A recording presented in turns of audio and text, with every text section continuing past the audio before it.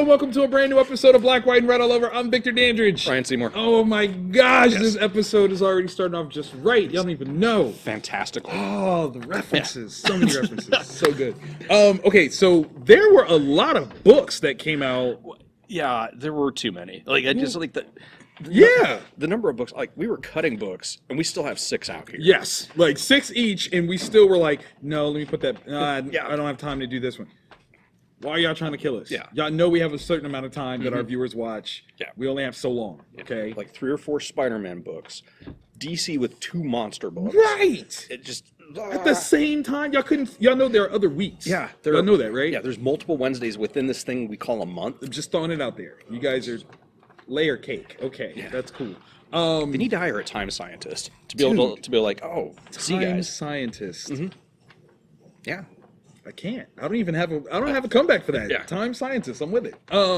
Chronologist. Yeah. Is that There you go. All right. So we've got 2 that are the same. Yep. Then we defer. Yes.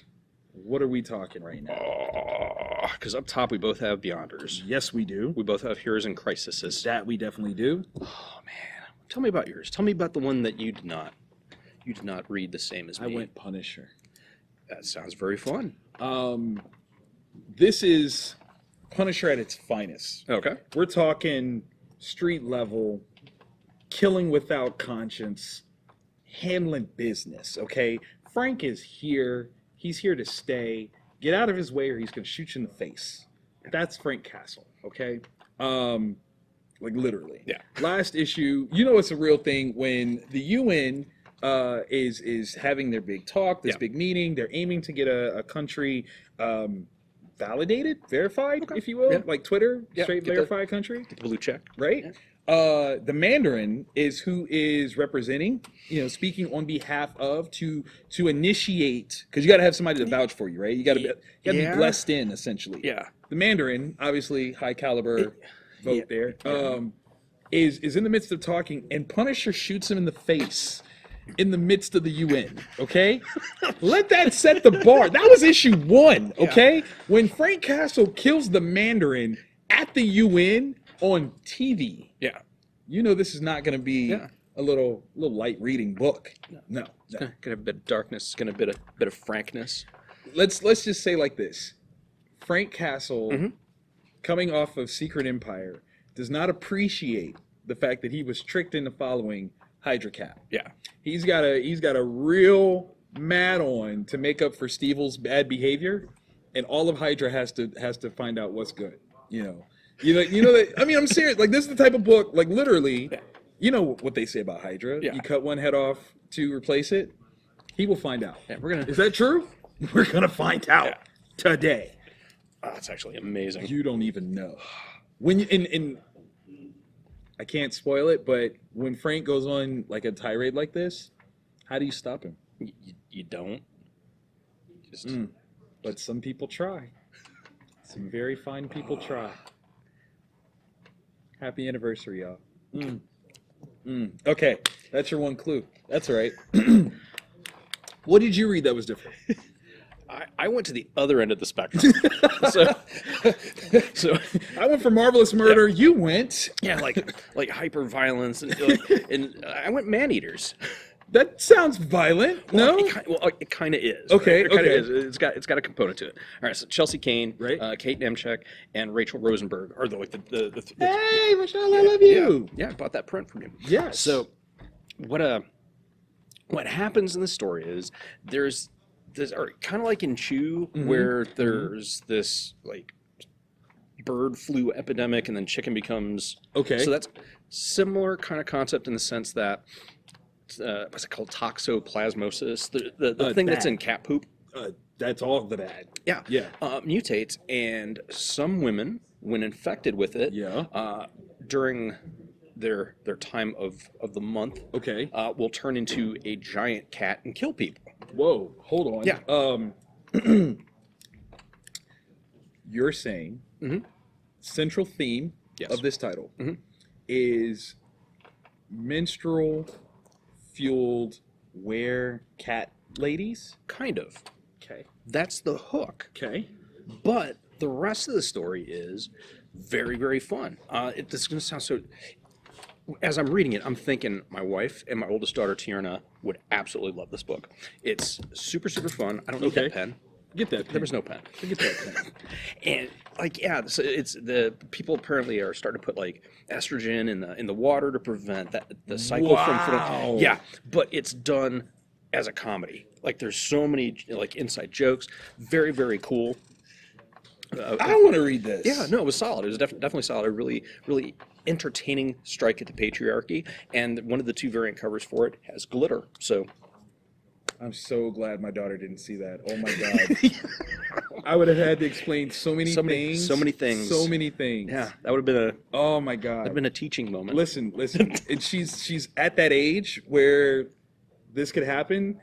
If I give this to her, am I wrong? Yes. Am I being mean if I give this to her? I would say, yeah. I would say all right. Mature tween to teen and up. Okay. All right. So I give it to her older brothers and be like, this is what happens. Do your homework, leave girls alone, or else this. Yeah. That's yeah. Gotcha. And there's a very, very cool Bitch Planet poster hanging up in one of the people's rooms. Yes. So yeah, very, very cool. It's not just for gas. This book sounds amazing. Now, was this the book that when you were reading it, you said first page, you're like, I'm not the demographic here? Yeah, the first panel, I'm reading, and I just this immediate thing where I'm like, this could not be directed my direction. I mean, it's not, but it's also not. Okay. If that makes sense. It's not? Yeah. Got you. But it's really, really cool, and I think it's going to resonate. Is this from Image? Yeah. Image is always doing some fun stuff. They are. They are doing some fun stuff. They make the rules.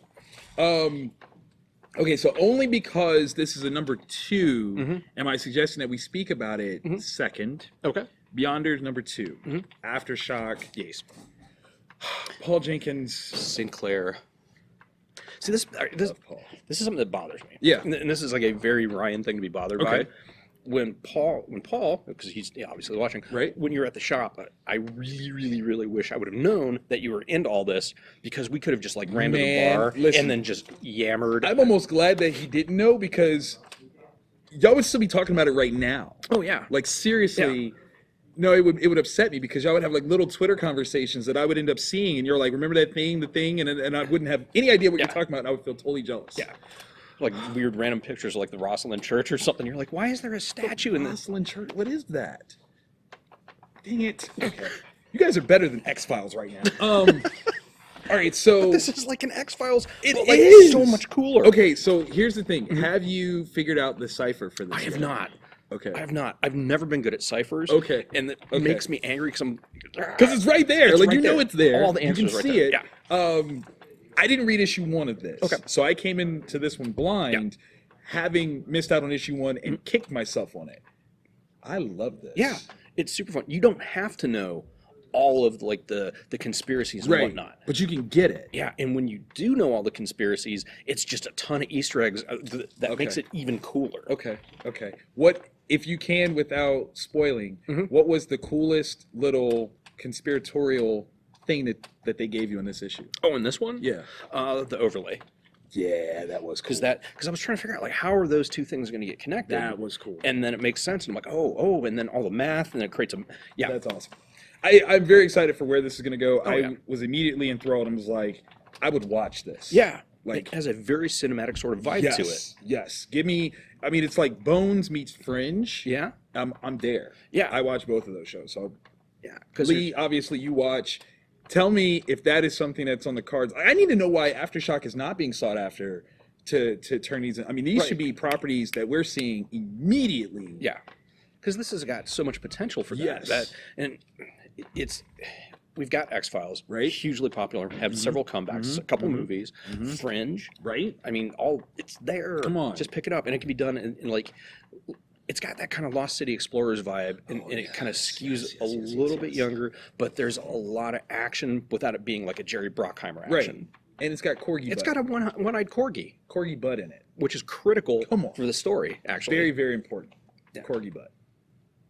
Yeah. So if you read or entertained by conspiracies and like crazy stuff like that, although I don't know, there was like the one thing about aliens I didn't like, which makes me...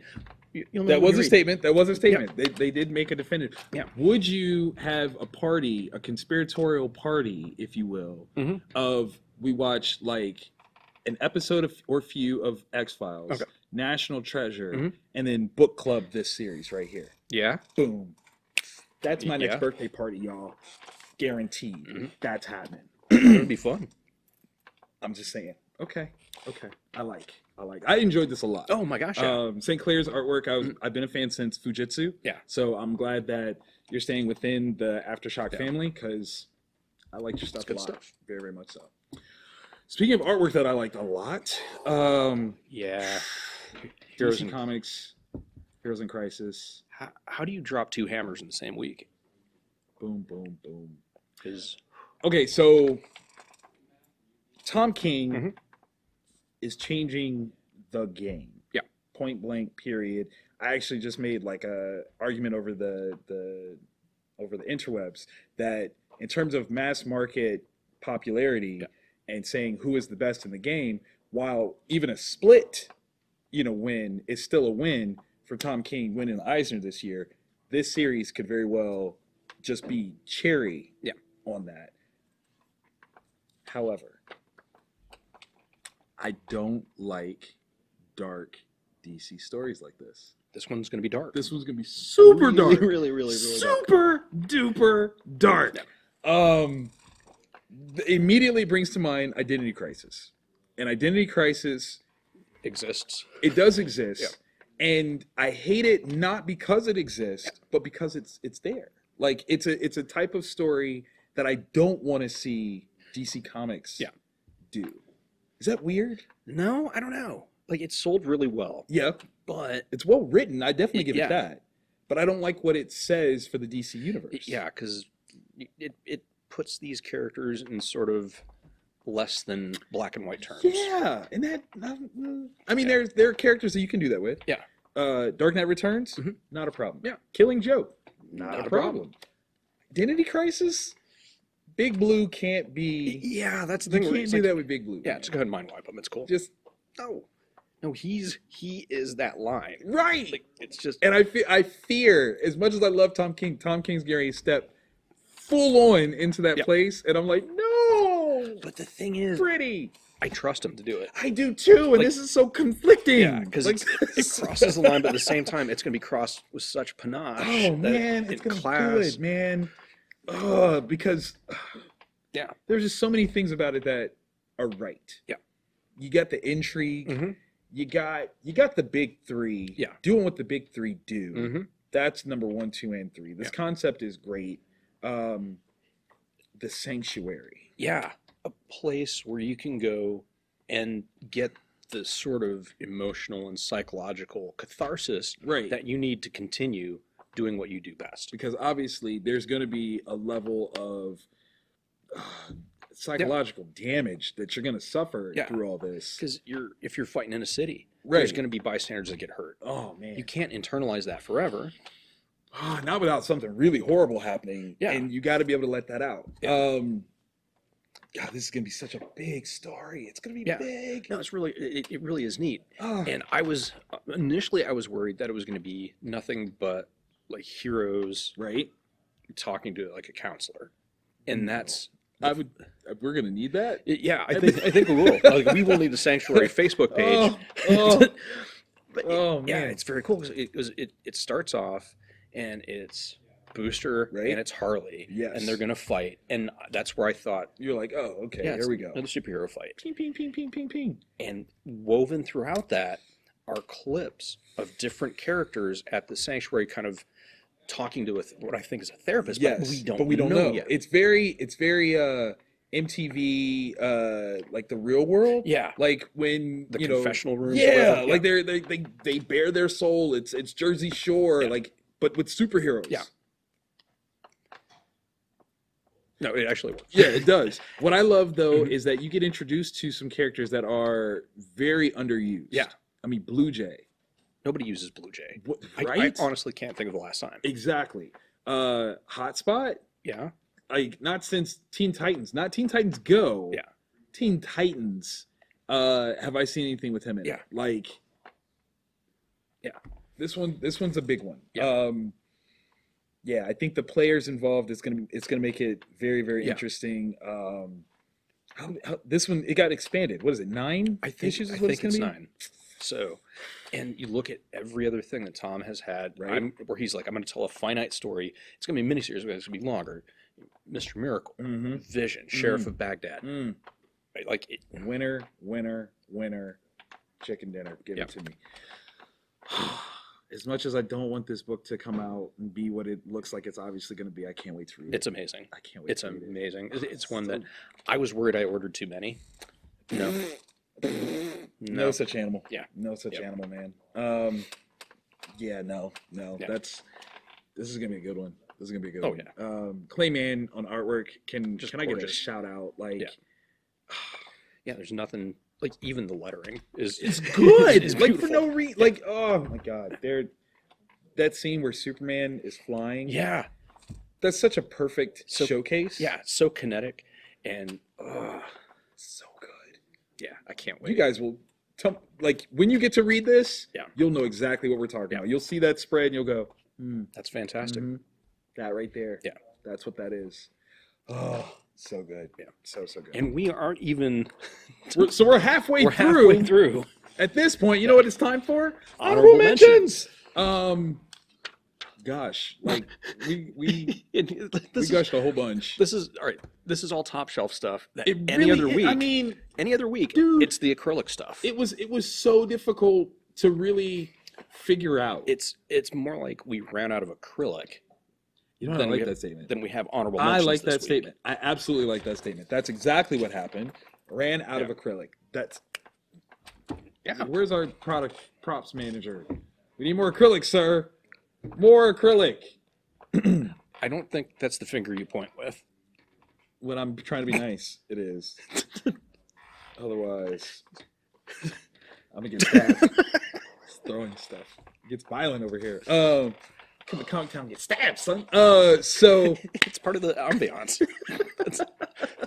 I was gonna make a bad joke, and I was gonna get some people mad at me, and I'm not gonna do it. All right. So where do you want to go first? Because we got two that are the same, and then we defer. Literally, like up here. Yeah. That's tough. I'll go first with this one because I'm curious about action. Okay. But this one's pretty fast. Okay. Pretty fast. I think it's a 2-part miniseries. Which is weird. Like. Mini feels like it should be more than 2 issues. I mean, it technically is. Right. Iron Hammer. It's from Infinity Wars.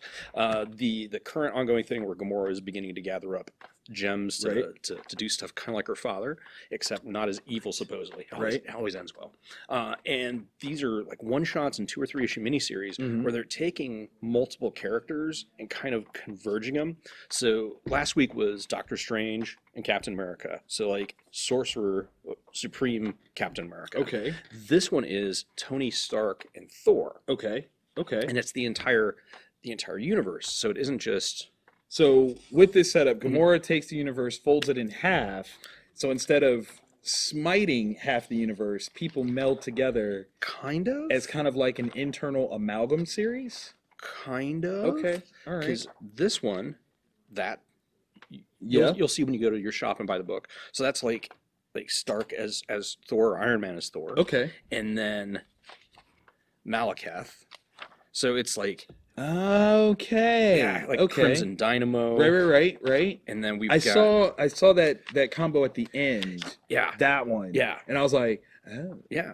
So Madam Mask and it's really cool. It's really fun. It's a very, very fast read. It's entertaining as heck. It's not gonna change your view of the Marvel universe, but it's very, very cool. All right. So Action Comics 1003. Bendis Paquette, Yannick is his first name. Sorry, I said that backwards. But they are doing a slow burn, very Clark-centric story here.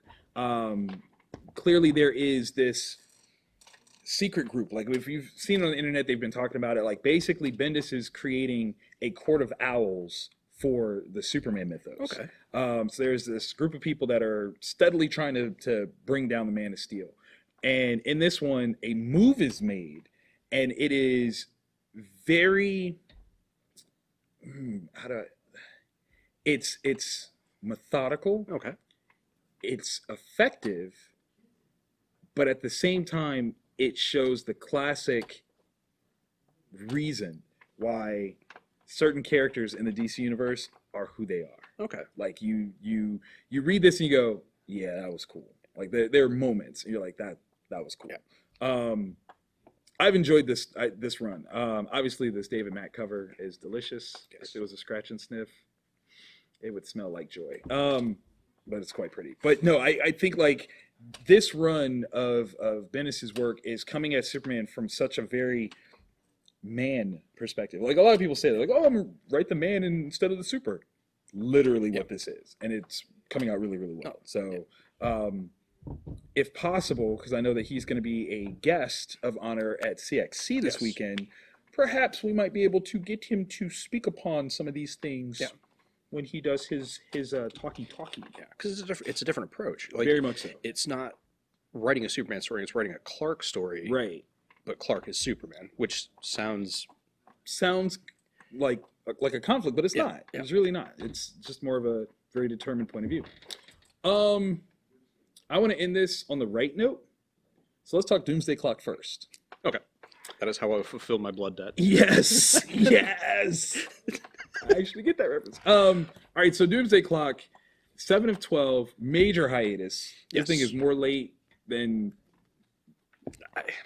Jimmy Hoffa at his funeral. Right. This is more late. I don't even have a follow to that one. That's pretty good. That's pretty good. Okay, so here's my honest feeling. Yeah. I opened up this book and I was like, I really don't care about this series anymore because it's been so long. Yeah, it's been a couple months. It's been months. Yeah. But then there's a sequence in this that I absolutely was like, ooh. Yeah. It tickled my geek fancy. Yeah. I can't lie. Yeah. The winners of this series still Marionette and mine. No two ways about it. Yeah. Like, I wish my relationships were as strong as Marionette and mine. Relationship goals, people. Like, seriously, when it comes to, again, we've said it before, everybody in there, Joker and Harley, amateurs. The noobs, yeah. Okay? Mime and Marionette is where it's at. Dude doesn't miss. Yeah. It's fierce. Yeah. What's up with Batman, though? Okay, can we talk about how sucked this Batman is? Yeah, he's not handling business like Batman. Oh, man, he is all the suck. I need to understand this. I love the portrayal of Joker. Like he's manic. He's funny. I can't wait till the comedian. Like I can't wait till he gets unleashed because he's got to. There's this issue does contain Big Blue. Just so you know, and there's so much stuff going on that I love, and I can't wait because there's a foreshadowing because there's giant chunks of it that are narrated by John. Right. So, and in his view of time and how that works is not the same as ours. It's not straight linear sort of thing. And excuse me, I cannot wait. Like the fight scenes are amazing, but it's what is coming. That's the thing. That's the thing. Yeah, that's the thing. And that's literally what I've been waiting for this entire time. And that it's coming, and not just because those are the two people you think should fight, but the point of view that apparently that Superman's got going into it. I'm like, how do you get to that? Yeah, and that's what I want to see. Absolutely. Yeah, there are little things here that I adored that make this worth the wait. Yeah. Overall, I don't know what's taking it so long. Right. Like, I'm not a creator, so I don't know the time frames involved, but it feels Gary Frank's artwork is meticulous. Yeah. It really is. Yeah. And I don't want to say that it doesn't look worth the time. What I will say is that it's not the book itself is not leaving you with the same feeling that you got. Walk with me on this one. Yeah. Way back 2002, I believe it was.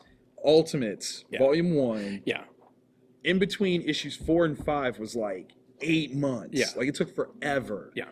And when you got issue 5, it's Hulk versus the Ultimates. Yeah. That made it worth it. Yeah. Because that's when you're just like, oh my God, Yeah. he ate people. Yeah. Spoilers. It's literally 16 years old. Time traveling spoilers. I don't even want to hear it from you. Okay. But yeah, like that makes it worth it. When you have a book that has been this late and there's not a pivotal you know, it's frustrating. Yeah, a little bit. And it hurts from a retailer perspective, it hurts sales. Right. Because people don't want to wait. 4 or 5 weeks, they're cool with. Right. 8, 9 months? My biggest thing is that I feel like Doomsday Clock is indicative of where DC has gone off the rails because they've got too many major events going on at the same time. Come on, guys. Like, when you set up an event, I'm all for it. I mean, with Rebirth, we've been waiting for this. But then now you also have, Heroes in Crisis, and where does that fit, and does it fit? And timing-wise, this would have been done. Right. Like, well into. So are we going to see spoilers of what is, what isn't? I don't know. Yeah. So frustrating. That's a lot. But I said, we're going to end this the right way. Rick and Morty versus Dungeons and Dragons issue 2. Dude, okay, so I'm just getting into Rick and Morty on a full fledged basis. Thank you, Hulu, for sponsoring this episode because I have the opportunity to watch this show, and now I've got like a clear vision of their voices. So like I'm fully aware of what each of these characters sound like, and it gets in your head. It's so there. It is so there. I adored the first issue. I learned so much on the D&D side, and now you learn even more. This is wicked. It is laugh out loud hysterical. It is at so good. Points. If you know D&D or you're familiar with it in the least, right? You're gonna just go crazy because it's just Greyhawk and like your typical dungeon crawl where you're just amassing treasure, and it just kind of is stupid. I mean, like you're not doing anything. You're not doing anything. Like, what's the point here? It's so self-referential, and just it's kind of amazing. Actually. And Rick feels the same way about bards that I do. Freaking hate bards. Come on, man. Somebody's got to sing you a song. No. They got to tell you a story. When people do that crap, they're like, you are wasting a valuable slot in the part. You gotta have the confection. You gotta have the confection to truly appreciate the mayhem of the storytelling, man. Like, even if you spend 2 levels at bard to get some crap, you've wasted. Dang. No bard love. If you disagree with me, comment below. Comment. Let's hear it. Let's have the bard. Where are my bards at? Okay. Listen, I'm repping for all the bards out there. Y'all gotta rap. Y'all gotta tell the story. Y'all gotta sing the song. I'm repping for y'all. Let's sing something. Let's do something together. I want to see your best. I want to see your best barding. Hit me with a tale. Okay. A quick line. Okay. Give me 6 lines. What's your best bard story? Go. See, look at that.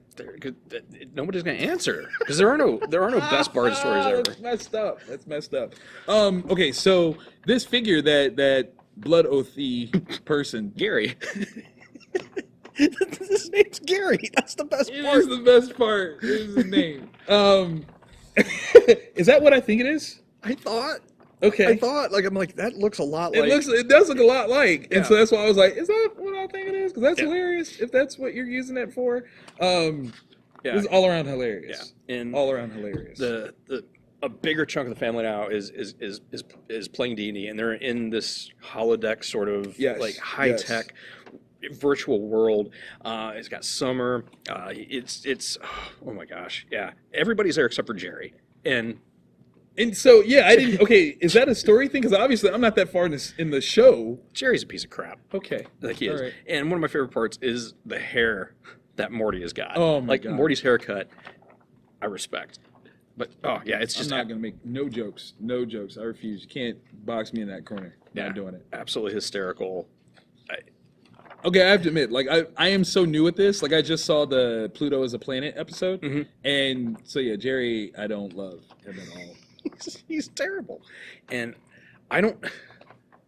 this is where I don't know how much of the licensing that you guys have got to play with for it. Right. But dude, that's definitely who that is. Yeah. That's definitely who that is. Oh my gosh. Like, because this is about to kick it up a notch. Because it's going to take me back to when I was a kid and first my love of Dungeons and Dragons was ignited. Yo, you're going to remember your first time in a dungeon?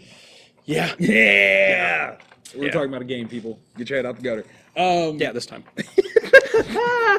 Dude, there were so many good books. So many good books. There's like 4 or 5 that just didn't make the cut. Not by quality, but by volume. That's basically. I'm literally voting for all of them as book of the week, except for Doomsday Clock, because you get two penalty points for being so late. That's its only downside. That's literally it, man. It'd be a great book. It'd be a great book if you weren't so late. Yeah, every book was book of the week. Oh, yeah. This was a great week. Stuff. Very good week. I'm full. Like this is my church, and I have been fed. Like, thank you, comics. Shout out to all the publishers that were killing it this week. Yeah. AfterShock, DC, Marvel, everybody. Wait, is this Oni? Yes, yeah. Oni Press, IDW. I love y'all. Yeah. Y'all feed my soul. And I just got rid of a bunch of comic books. So you know what that means? I get to buy a bunch more.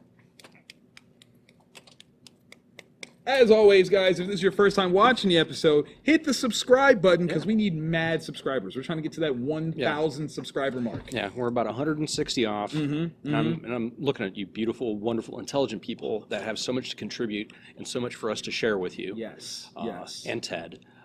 Definitely Ted. 2 times Ted. 2 times Ted. But you also got to hit the bell so that way you get notified that our new episodes are up. And literally... we're every week. I think we've only missed 1 week. Yeah, 1 week because in 4 years. Yeah, because you broke yourself. Yes, but other than that, worthy cause though. I mean, you literally had like broke your arm off, and we had to glue it back together. Yeah. There's duct tape. It was amazing. It was a lot. Gorilla glue smells fantastic in a microwave. I'm fairly certain you're not supposed to do that. But next episode sponsored by Gorilla Glue. This is gonna be amazing. Guys, thank you again. Every week we're here. We love that you're joining us, and we will catch you next time. Yeah, definitely. Toodles.